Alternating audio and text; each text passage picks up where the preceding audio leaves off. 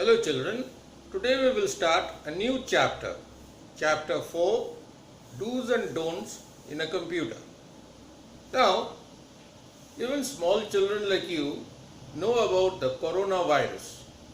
We know that there are certain things, there are do's and don'ts regarding the virus infection. Like there are some things that you must do. Like you must wear a mask if you go outside. You must keep a distance of 1 meter from the person who is near you. Then if you have to cough, you have to use a hanky or you have to cover your mouth. And there are some things that you must not do. Like don't cough like this, like that. That is not allowed, certainly not allowed. Okay? And try not to go outdoors. And for you children, there is a rule that you cannot go outside. Children below 10 years of age should not go outdoors. So these are the various do's and don'ts regarding coronavirus COVID-19. Similarly, for computers also there are some do's and don'ts. Okay? For computers also, for your safety and for the betterment of the computers, there are certain do's and don'ts that need to be followed. So this chapter is about those do's and don'ts about the computer room, about how you should behave in the computers, with computers, how you should behave in the computer room, what are the things we should do, what are the things we should not do. In today's video, I'll only talk about the things that you should do.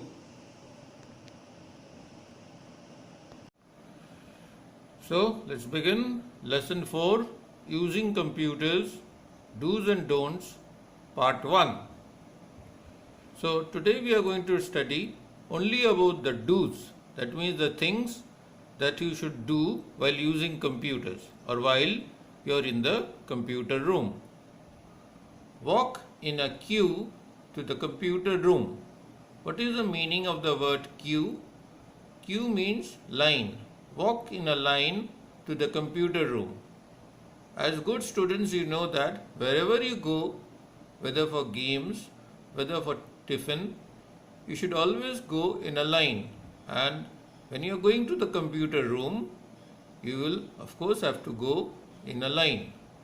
Sadly, because of this lockdown, you have not had a single practical class so far, but as soon as you come to school, we will have computer practicals. Oh, you don't know what is practical. So see, like unlike other subjects where all the teaching is done in the classroom, in computers you will have 2 periods.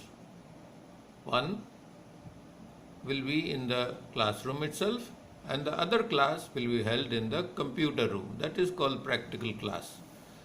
So once a week you will be coming to the computer room, and when you come, you have to please come in a line.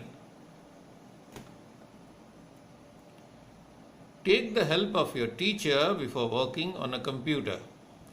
So, since you are small children, you will require a lot of help, and your teacher, that is myself, and some other persons, some other teachers are also there. We are the computer teachers. We will be there. Whenever you have any difficulty, whenever you are having any problem in using the mouse or keyboard or any other problem, all you have to do is raise your hand and politely call us, and if we are free, we'll come and help you. Remove your shoes before entering the computer room. Now, wearing your shoes, you go to many places. You go to the field, you go to the assembly ground, you go to the toilet. So your shoes are very dirty. They have a lot of dust. This dust is not good for the computers.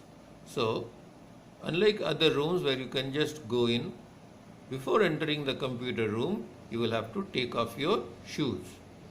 And if you look at this picture here, you will find one rack there where the children are keeping their shoes.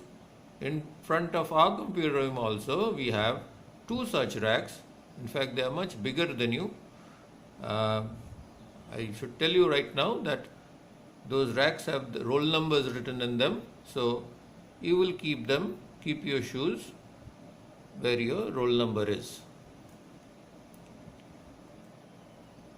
Always clean your computer with a dry cloth. So we will not ask you to clean the computers, we have people for that, but maybe you have a computer at home and certainly you may want to clean it.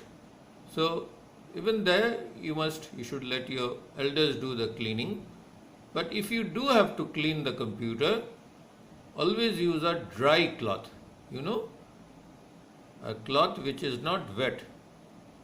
Don't think that if I take a cloth and you dip it in water and with that wet cloth you will rub. Okay, no, don't do that, because a computer runs on electricity and you should not use any water or any liquid on a electrical device. Always sit straight on your chair in front of the computer monitor. You see that girl, how she is sitting? She is sitting straight. Now that is the way to sit in front of a computer. Your body should be straight, because if you don't do that, you will have problems. What problems? You will have back pain. So the proper way of sitting in front of the computer is also very important. You should sit with your back straight and your fingers in front. Press the keys of the keyboard gently. Now, you may think that banging on the keys may be a lot of fun. Okay, now that's a very wicked and bad idea of fun. Banging on the keyboard or any part of the computer is not a good idea. And a keyboard is a very delicate thing. So please don't bang on them. Okay? If you do that, you will be punished. And this is the last do. Keep the computer system covered when not in use. Okay? You can see some covers. They have been used to cover the CPU cabinet, the monitor and the keyboard, and I am sure the mouse has also been tucked in over there. Now if you have a computer at home, probably you cover it. If you don't have plastic coverings like this, maybe you will cover it with a piece of cloth. In our school, since the classes are held one after the other, it is not possible for the children to cover the computers after each class. So in the computer room, when you come, you don't have to cover them and go. You can keep them as it is. And